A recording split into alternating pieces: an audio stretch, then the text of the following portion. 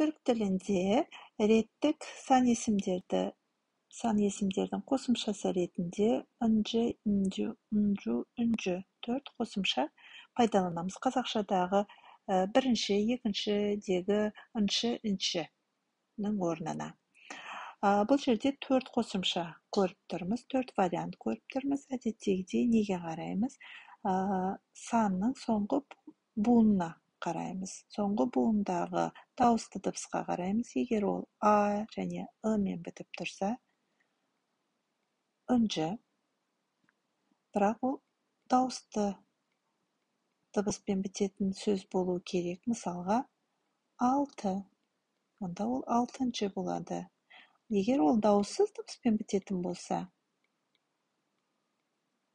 онда үнжі. Мысалға, 60. 60 дауыссыз дыбыспен бітіп тұр. Үнжі. 60-шы деп айтамыз.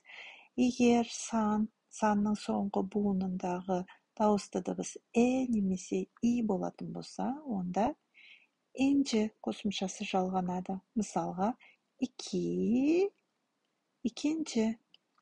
Ал егер ол сан дауыссызбен бітетін болса, онда инжі.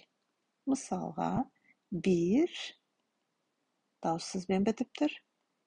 Араға, екі ортаға И болады, сосын барып үнжі. Бірінші. Егер санның соңғы буыны О немесе У дауысты дыбысы болатын болса, онда біздің қосымшамыз унжу болады. Не болмаса, унжу болады. Менің білетінім О немесе У мен бітетін, дауысты дыбыспен бітетін сан жоқ, дауыссыз дыбыспен бітетін бар. Мысалға, онжу, 10-шы. Егер санның соңғы буындағы дауысты дыбыс Ö немесе Ö болатын болса, онда біздің қосымшамыз үнжі. Бірақ дауысты дыбыспен бітетін сан жоқ деп білемін. Дауыссыз дыбыспен бітетін болса егер, онда үнжі. Мысалға, 3. Üçüncü. Едекем Türkçe kitabında берілген мысалдарға қарайық. 1, birinci. 2, ikinci. 3, üçüncü. 4, dördüncü. 5, beşinci. 6, altıncı. 7, yedinci. 8, sekizinci. 9, dokuzuncu. 10, onuncu. 20, yirminci.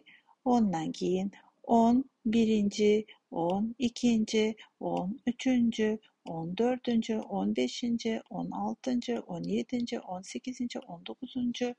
деп жалғастыра береміз қазақшадағыдай. Және саннан кейін, цифрдан кейін нүкте қоятын болсақ, түрік тілінде ол ынжы, инжі деген мағынаны білдіреді. Егер біз осылай көріп тұратын болсақ, онда бірінші. Былай жазаламыз, бірінші сынып, бұл бірінші сынып деген мағынаны білдіреді. Немесе оны ашып жазатын болсақ, бірінші сынып деп жазу керекпіз. Бірінші сынып.